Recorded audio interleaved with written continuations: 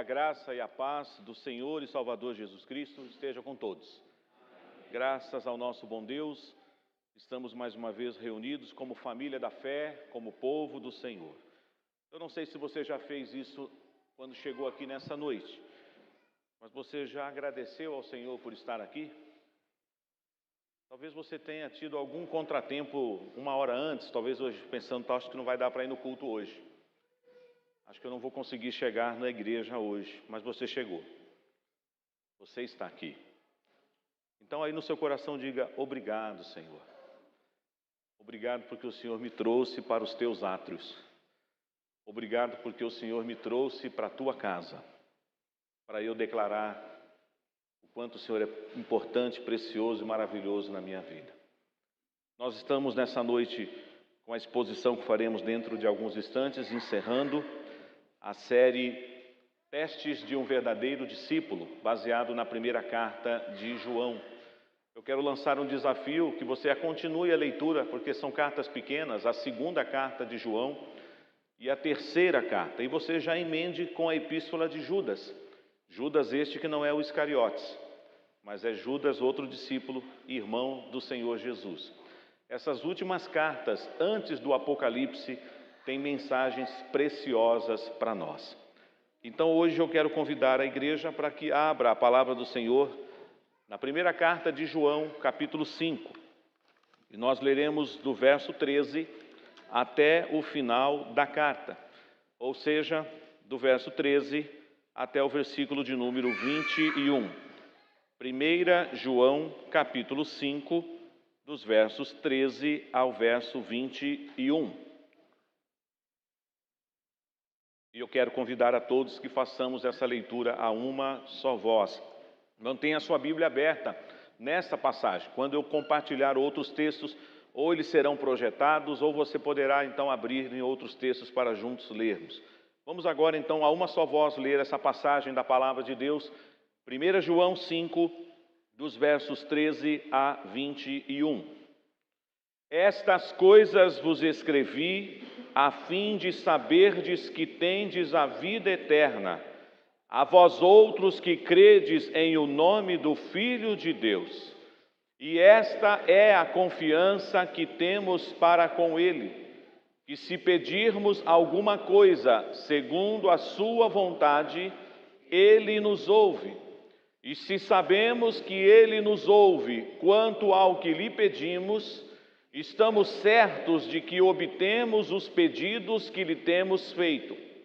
Se alguém vir a seu irmão cometer pecado, não para a morte, pedirá, e Deus lhe dará vida aos que não pecam para a morte. Há pecado para a morte, e por esse não digo que rogue. Toda injustiça é pecado, e há pecado não para a morte. Sabemos que todo aquele que é nascido de Deus não vive em pecado. Antes, aquele que nasceu de Deus o guarda, e o maligno não lhe toca. Sabemos que somos de Deus e que o mundo inteiro jaz no maligno. Também sabemos que o Filho de Deus é vindo e nos tem dado entendimento para reconhecermos o verdadeiro. E estamos no verdadeiro, em seu Filho Jesus Cristo. Este é o verdadeiro Deus e a vida eterna. Filhinhos, guardai-vos dos ídolos. Amém. Testes de um verdadeiro discípulo. E nessa noite trabalharemos sobre o teste da convicção. Há um hino que nós já entoamos alguns domingos atrás aqui na igreja, o hino 105, a certeza do crente, e o coro deste hino diz, mas eu sei em quem tenho crido. Sei também que é poderoso, guardará, pois, o meu tesouro até aquele dia. Certamente o autor sacro deste hino se baseou nas palavras do apóstolo Paulo. O apóstolo Paulo diz, eu sei em quem tenho crido, e estou certo de que Ele é poderoso para guardar o meu depósito até aquele glorioso dia. Convicção. Convicção, na minha opinião, é mais do que saber. Convicção, na minha opinião, é ter certeza. Não há nenhuma dúvida que deva pairar sobre o nosso coração, sobre as convicções que devemos ter para com o Senhor Jesus. Se vocês perceberam, todas as exposições que nós fizemos, em algum momento, João, ele faz questão de ratificar, de reforçar em quem nós cremos. Quem é Jesus, o que Ele fez, o seu testemunho, para que não paire nenhuma dúvida de que nós não estamos pregando um evangelho mentiroso, um evangelho falso, um evangelho fake. Mas nós podemos afirmar sem sombra de dúvidas, e esta passagem vai nos ensinar em muitos momentos, o que é que um discípulo deve ter como convicção no seu coração diante de Jesus. Por isso o tema dessa noite é o teste da convicção. Se tem uma coisa que não pode pairar no nosso coração é a dúvida, a incerteza, a incredulidade.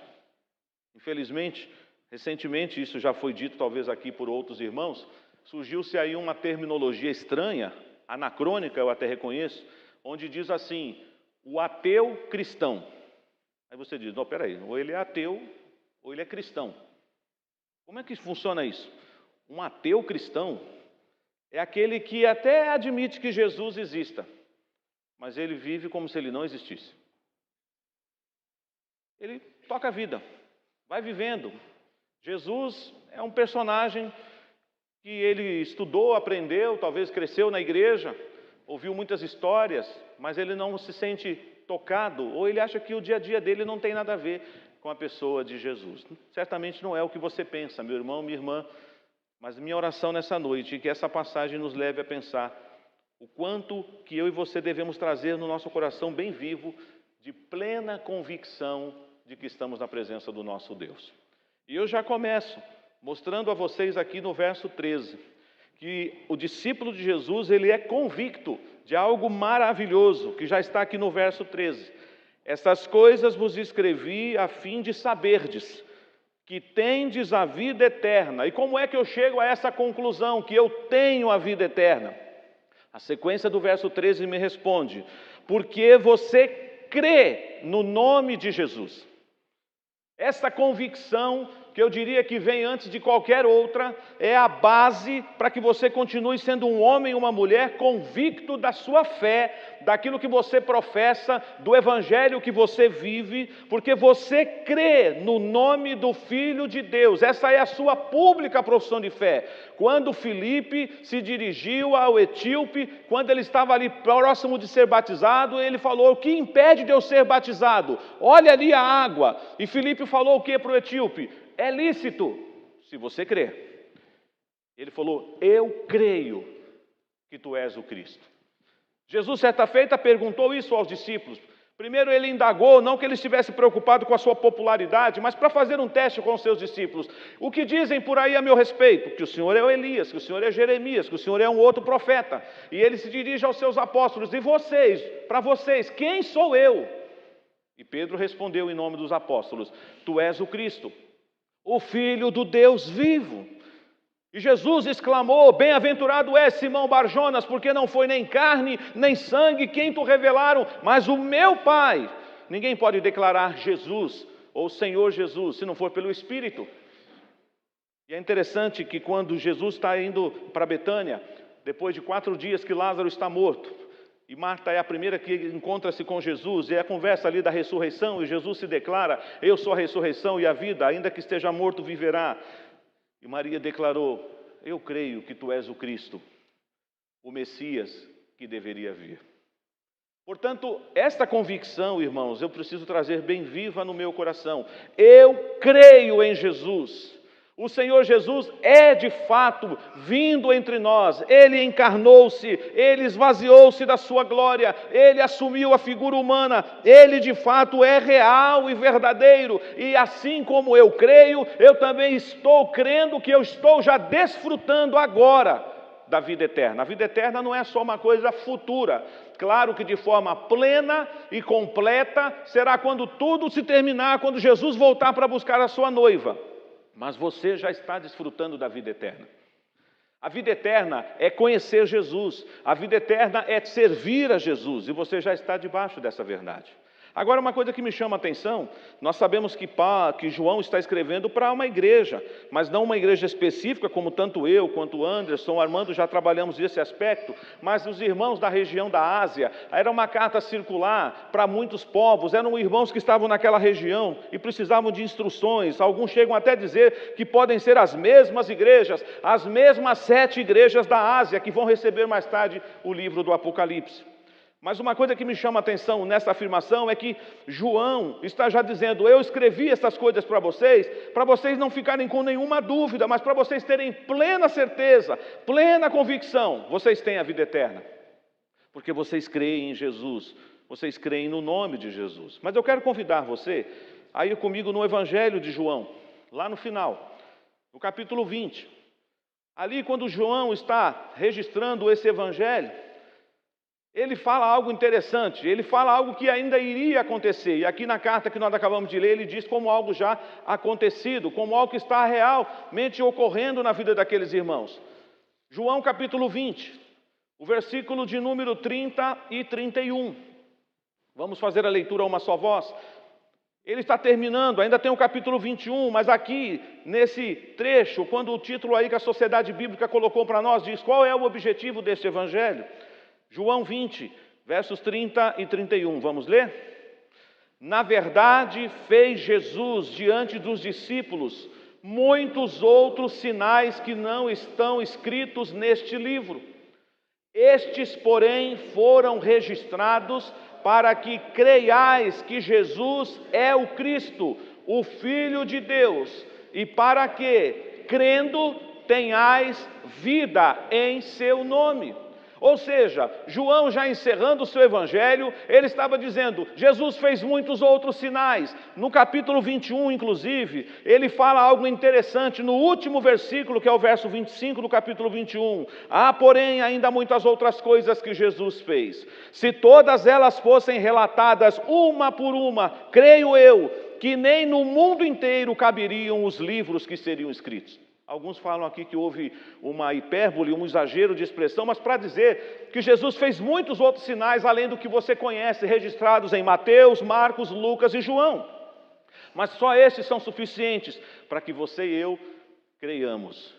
Jesus de fato é o Deus encarnado, o Emanuel, o Deus conosco, a esperança de Israel, o maravilhoso conselheiro, o Deus forte, o Pai da eternidade, o príncipe da paz. Ele é realmente o Messias prometido. Você não deve duvidar disso. E ele faz isso. Vamos voltar lá, então, na primeira carta de João, capítulo 5. Então, esse primeiro teste da convicção me leva a pensar que o verdadeiro discípulo de Jesus, ele é convicto, porque ele crê na pessoa de Jesus, e ele não tem dúvidas de que ele já recebeu a vida eterna, e que ele já desfruta da vida eterna, não de forma plena, mas está desfrutando já na presença do Senhor. Mas tem uma segunda lição aqui, igreja.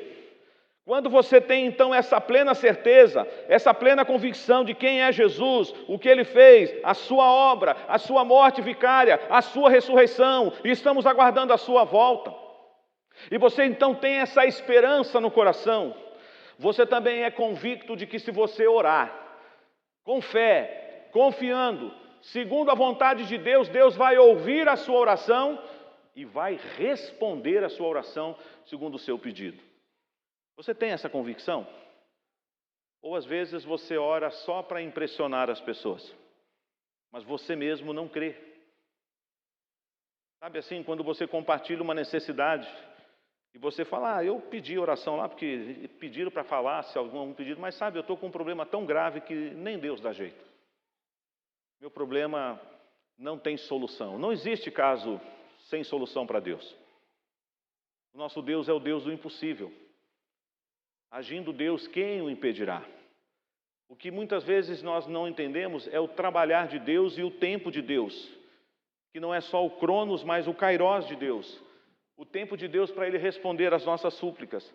E é claro, já foi dito isso aqui, se você ora segundo a vontade de Deus, a sua oração estará de acordo com a palavra. Você não pedirá algo que não seja de agrado do Senhor.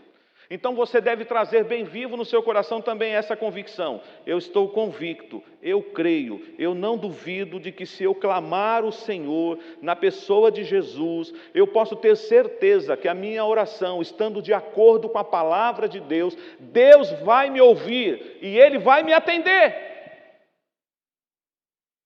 Não duvide, por mais que seja difícil.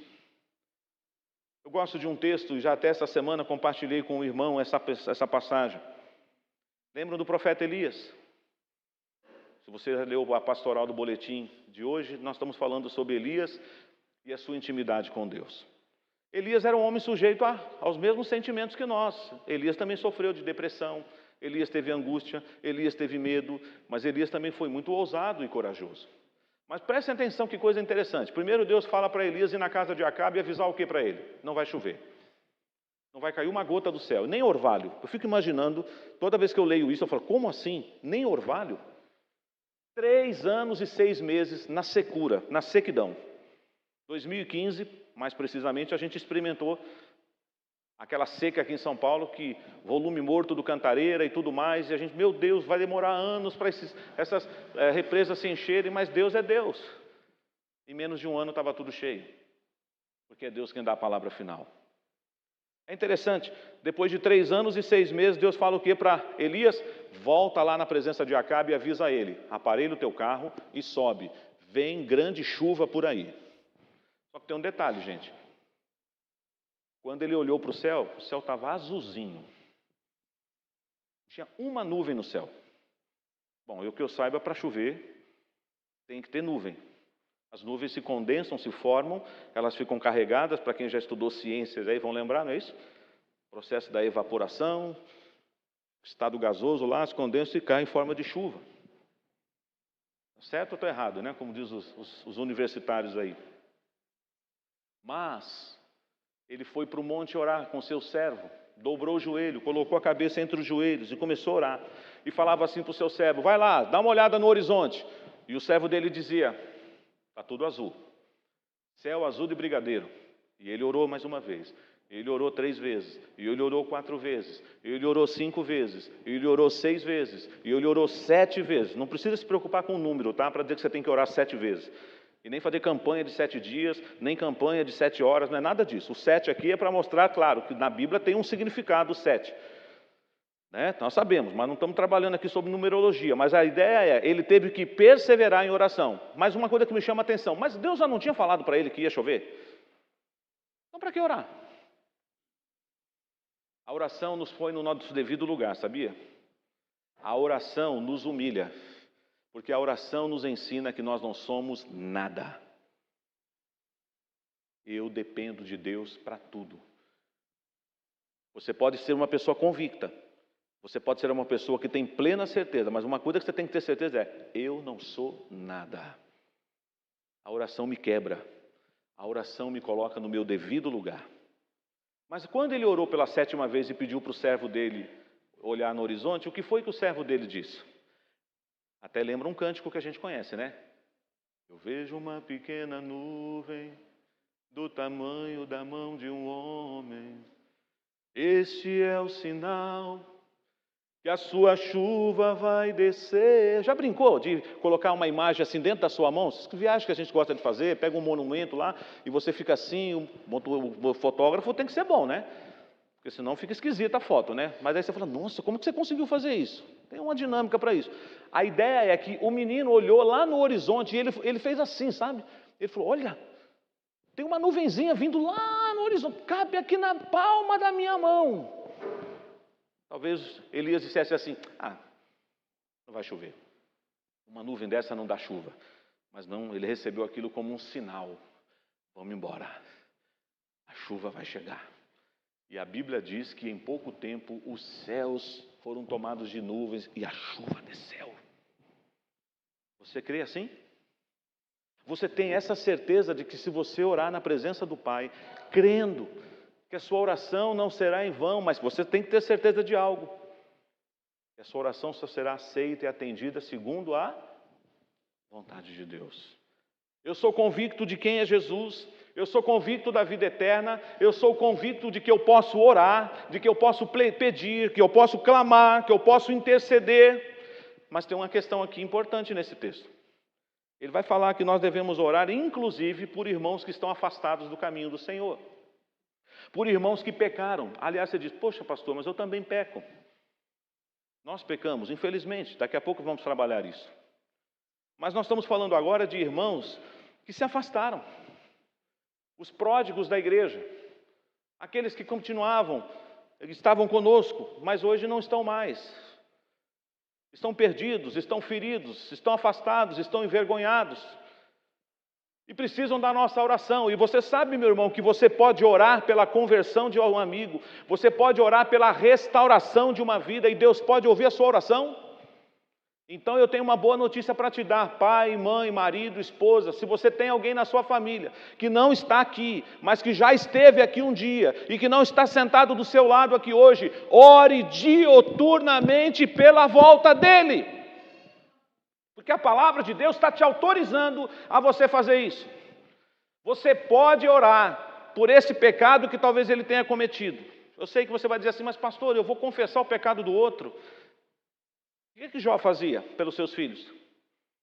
Como é que Jó orava toda madrugada? Senhor, tenha misericórdia dos meus filhos. Eu não sei se eles pecaram nessa noite, eles foram para uma festa.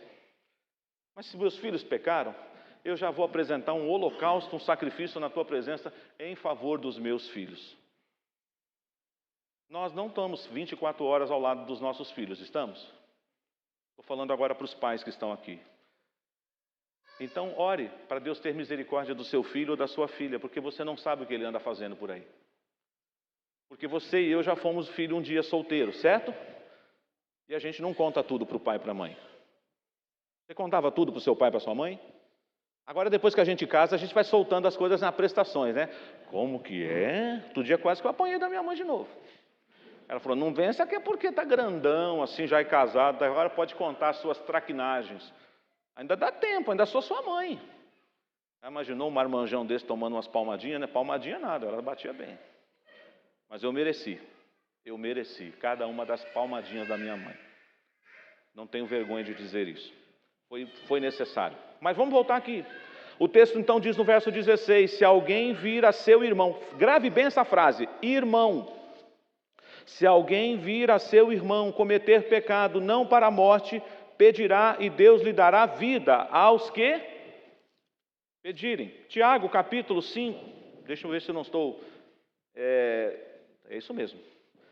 No capítulo 5 de Tiago, verso 19 diz, meus irmãos, se algum entre vós se desviar da verdade, e alguém o converter, sabei que aquele que converte o pecador do seu caminho errado, salvará da morte a alma dele e cobrirá multidão de pecados.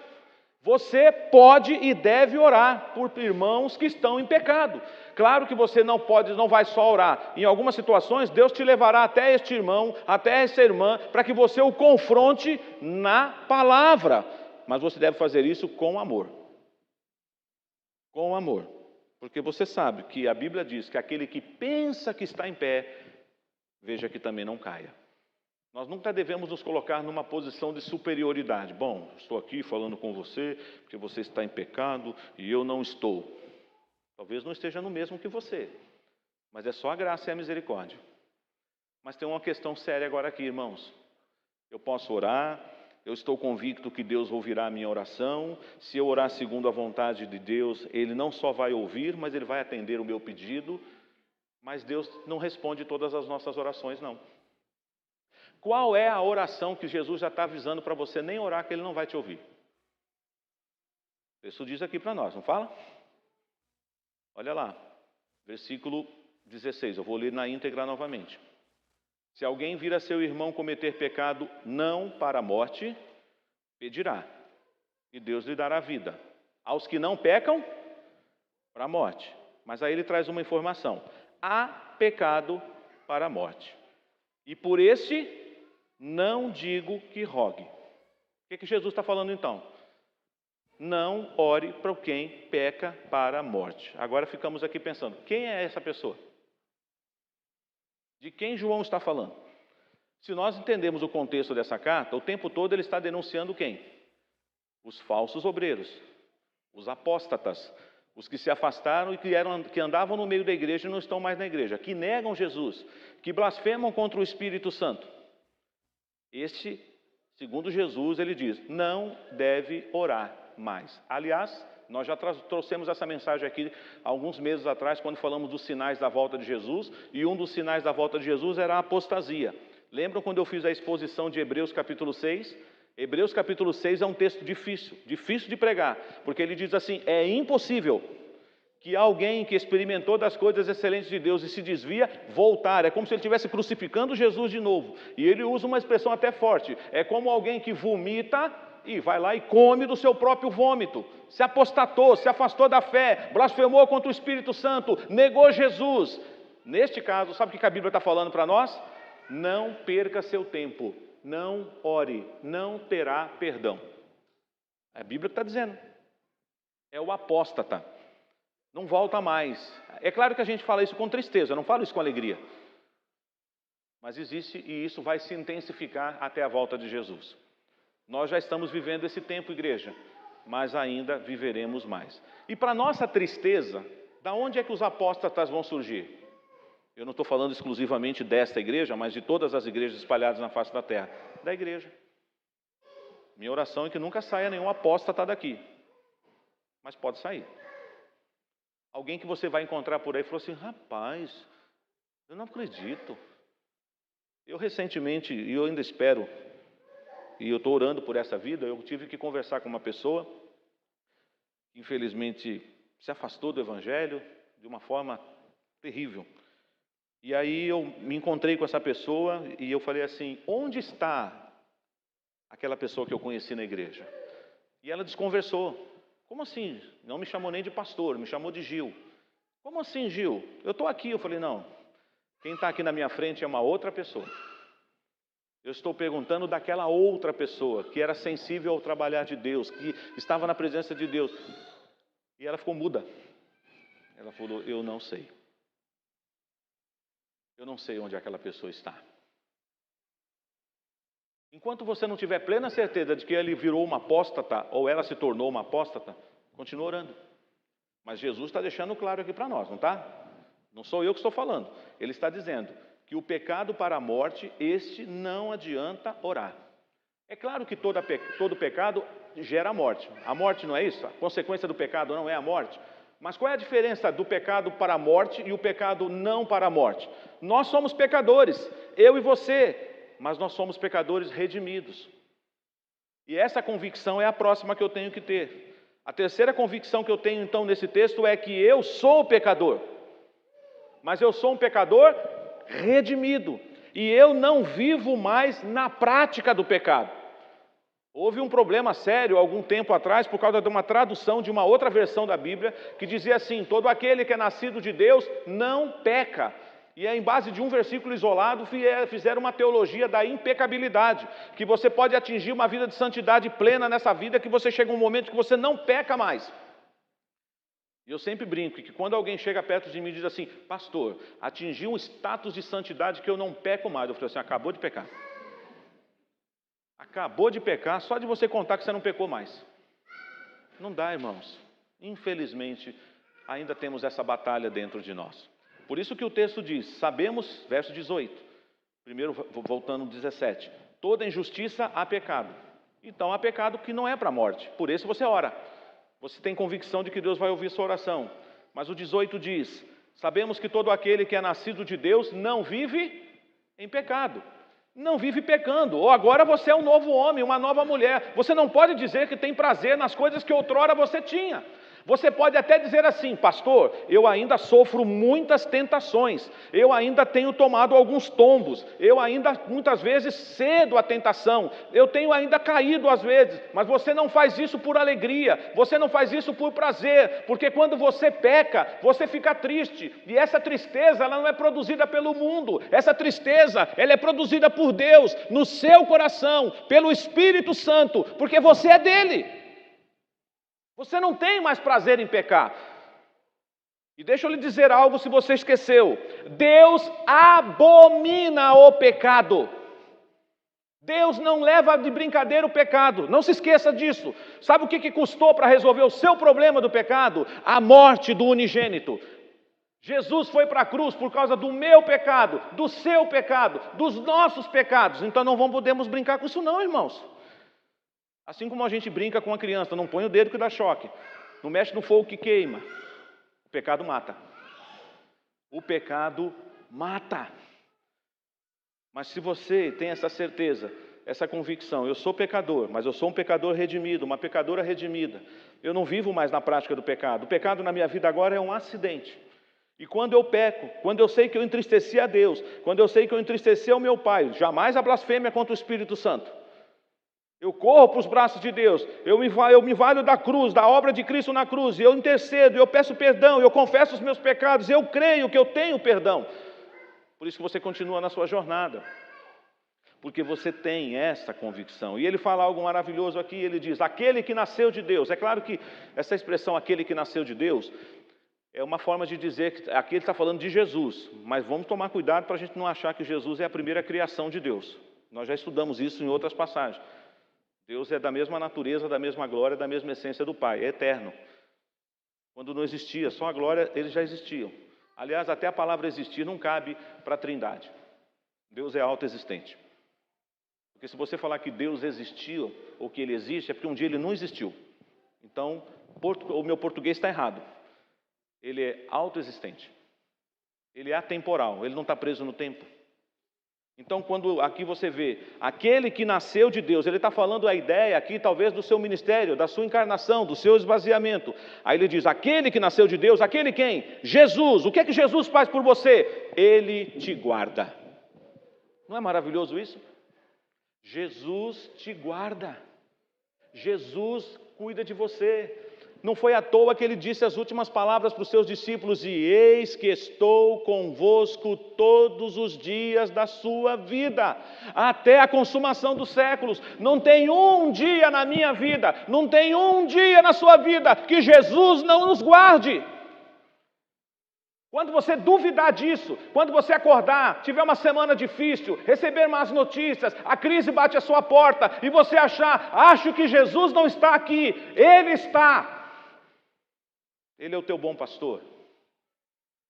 Ele é o guarda de Israel. Ele é aquele anjo que acampa ao redor dos que o temem. É o anjo do Senhor. Pode fazer prova do Senhor. Ele nos guarda. E quando nós temos essa bendita promessa, você pode descansar que o maligno não lhe tocará mais. A ação do maligno não terá mais efeito sobre você. É claro, você vai dizer, mas como assim, pastor? Eu ainda peco. Satanás pode me tentar, é verdade. Mas roubar o seu coração, não pode mais. Você pertence a Jesus. É claro que se ele pudesse, ele te roubaria. Se ele pudesse, ele nos tiraria da presença de Deus agora. Ele nos aniquilaria. Ele não está alegre de nós estarmos aqui. Você sabia disso? Você acha que ele está feliz? Só que ele é aquele time que perde de goleada e não se conforma com a derrota. Ele continua tentando te lutar, te reconquistar. Mas você agora é nova criatura. As coisas antigas já passaram. Você agora é de Jesus. Você é mais do que vencedor. Você pertence à família de Deus. Você tem agora Jesus como seu irmão mais velho. Mas em contrapartida, o que ele diz? O mundo jaz no maligno. Irmãos, nós não precisamos odiar o mundo. Já foi pregado aqui, creio eu que foi o irmão Anderson que pregou, lá no capítulo 2, verso 15 diz, não ameis o mundo nem as coisas que há no mundo. Só que a gente precisa tomar cuidado quando a gente usa essa palavra mundo.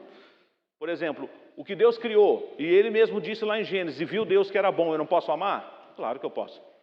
Eu não posso amar as pessoas? Claro que eu posso. Eu não posso amar a natureza? Claro que eu posso. Então o que é que eu não posso amar? O sistema que rege esse mundo. O sistema que está sobre a égide, infelizmente, das trevas, de Satanás. Não se iluda. Irmãos, nós não estamos na Disneylândia. Nós estamos num campo de batalha. Se não te avisaram, eu vou te avisar. Vida cristã não é playground, não é lazer, é guerra. E é com a espada do Espírito, revestido da armadura de Deus, que nós vamos enfrentar os dardos inflamados do maligno. Não tente ir de peito aberto assim, eu vou em meu nome mesmo, eu dou conta do recado. Você vai tomar uma surra daquelas. Mas se você for em nome do Senhor dos Exércitos, como Davi enfrentou Golias, Deus vai te dar vitória. O mundo jaz no maligno. Nós estamos vendo coisas e veremos outras mais, que deixam a gente de queixo caído. Você não fica? Porque se você não estiver vivendo Romanos 12:2 na sua vida, tem alguma coisa errada. Porque o que Romanos 12:2 diz para nós mesmos? E não vos conformeis com este século. Eu não me conformo. Você se conforma? Com o que estão fazendo com a família? Com o que estão fazendo com as crianças?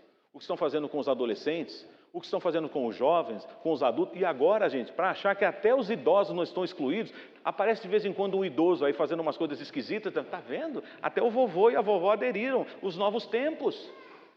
Para mostrar a que ponto chegamos. A que ponto estamos chegando. Os valores estão se invertendo. Eu não me conformo. Mesmo que você fique como um profeta pregando para o deserto. Não tem ninguém para te ouvir. Mas continue dizendo. Mas você pode ser o quê? Agente de transformação. Mas transformai-vos pela renovação da vossa mente, para que experimenteis qual seja a boa, perfeita e agradável vontade de Deus. Então até aqui nós vimos que nesse teste da convicção, eu estou convicto de quem é Jesus, eu estou convicto de que eu tenho em Jesus vida eterna, eu estou convicto de que Jesus ouviu a minha oração e eu posso clamar, porque segundo a vontade dEle, Ele vai atender a minha oração segundo a sua palavra. Eu posso orar inclusive por irmãos que estão desviados, eu posso orar por irmãos que estão prostrados, eu posso orar por irmãos que estão em pecado, mas que precisam de arrependimento, eu posso investir em oração na vida dessa pessoa, mas eu não devo orar pelo apóstata, pelo que blasfemou contra o Espírito Santo, porque não tem perdão para eles. Ah, quem que falou isso, pastor? Jesus, o dono da igreja, o Senhor da seara. Eu não vou discutir com ele. Eu creio e me submeto a ele, ainda que isso seja difícil. Você conhece alguém que andava com você e hoje está aí blasfemando contra o nome de Deus? Às vezes a gente até vai chorar e falar, não acredito. E você que com sua boca proferia palavras tão lindas para Jesus, está falando de Jesus desse jeito agora. Mas isso pode acontecer. Mas o texto continua. Nós também devemos ter a convicção de que somos pecadores, mas somos pecadores redimidos. E sabemos que o pecado não é mais uma coisa para brincar, mas é um acidente na nossa vida. Jesus nos guarda do maligno. O maligno está tentando ferozmente, como Pedro escreveu lá na sua primeira carta, porque o diabo anda como um leão furioso ao nosso derredor, 24 horas por dia, tentando nos destruir. Deixa eu dizer algo que vai chocar alguns aqui. O diabo vem no culto também, viu, gente? O diabo pode estar aqui nessa noite, cegando você, fazendo você não querer aceitar essa palavra, cochichando aí no seu ouvido.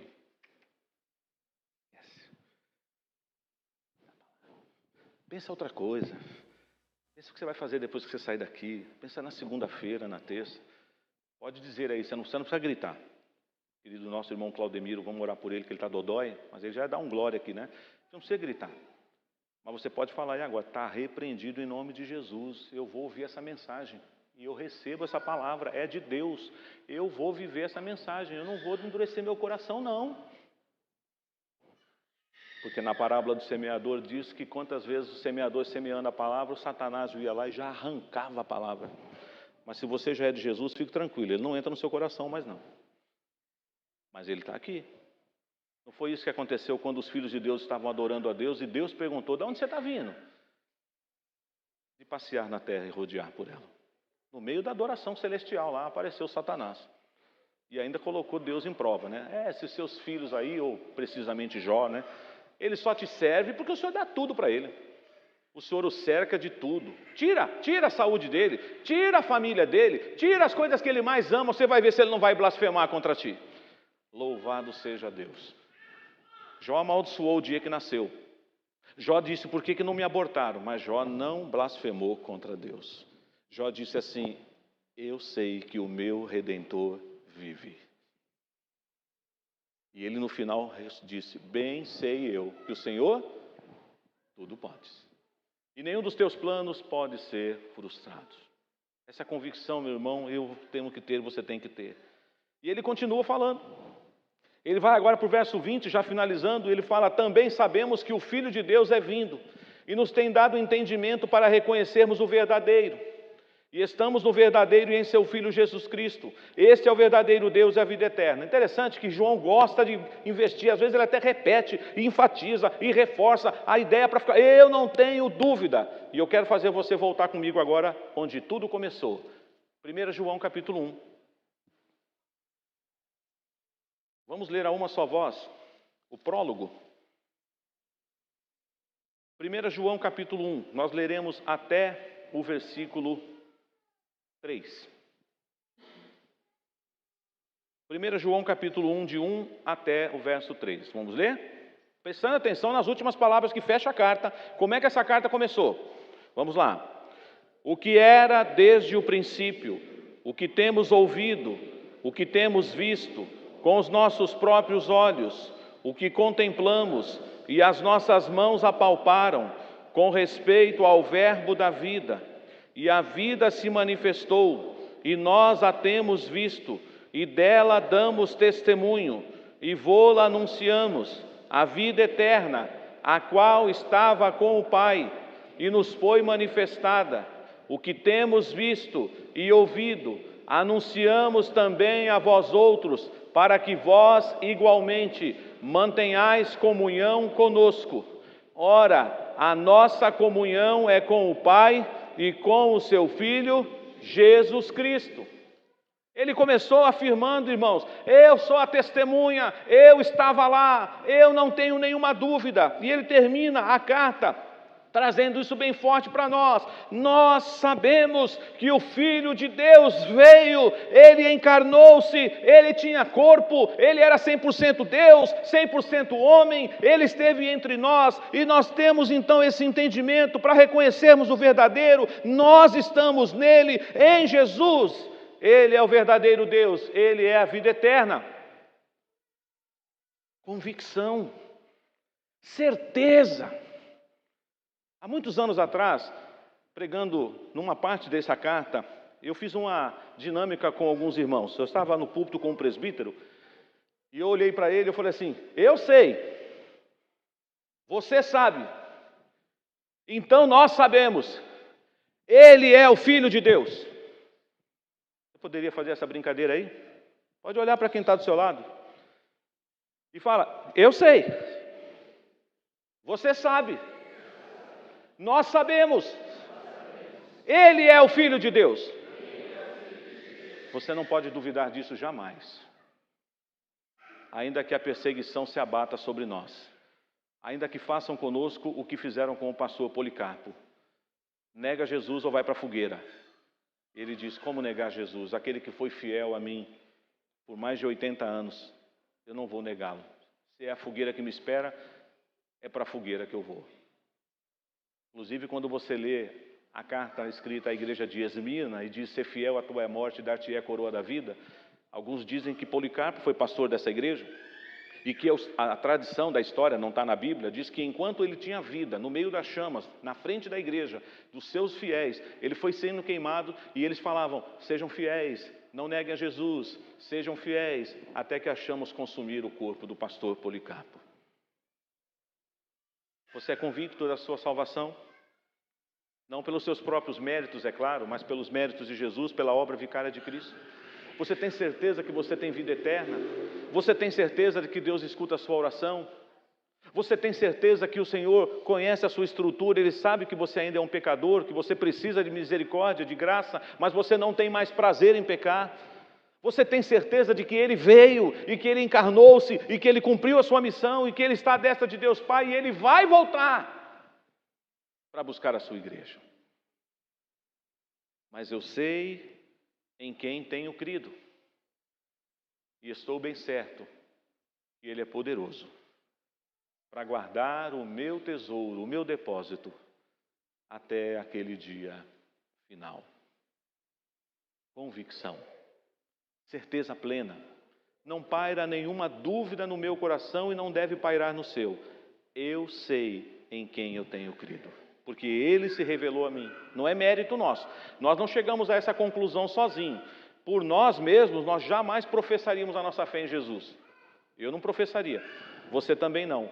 Mas o mover de Deus, a pregação que foi uma vez apresentada a nós, porque a Bíblia diz que a fé vem pelo ouvir, pela pregação do Evangelho. A voz do Evangelho está se pregando mais uma vez aqui nessa noite. Talvez tenha entre nós alguém que ainda não tem essa convicção. Se você ainda está com dúvidas, eu te respeito. Mas eu quero dizer uma coisa para você. Jesus te ama. Ele quer ter o seu Senhor e o teu Salvador. Ele não quer que você seja só um religioso, uma religiosa. Ele não quer que você só goste de estar aqui. Ele quer ser o teu Senhor, o dono do seu coração. Ele quer dirigir a sua história. Porque Ele é o Alfa, Ele é o Ômega, o princípio e o fim. Ele é o maravilhoso conselheiro, Deus forte, Pai da eternidade, Príncipe da paz. Louvado seja o nome do nosso Senhor Jesus. Mas aí, verso 21. Parece que esse versículo caiu aqui do nada, né? De repente, ele diz assim, carinhosamente, como já é um hábito de João: filhinhos, guardai-vos dos ídolos. Mas como assim? Ídolos? Como assim?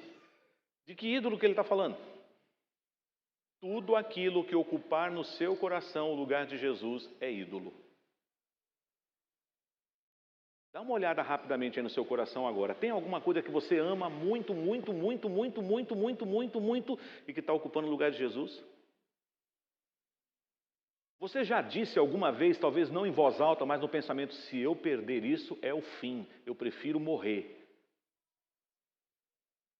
Tem gente que fala isso, eu já vi crente fazer isso. Ah, se Deus fizer isso comigo, eu prefiro a morte. Significa que aquilo que você está correndo o risco de perder está no lugar que não deveria estar.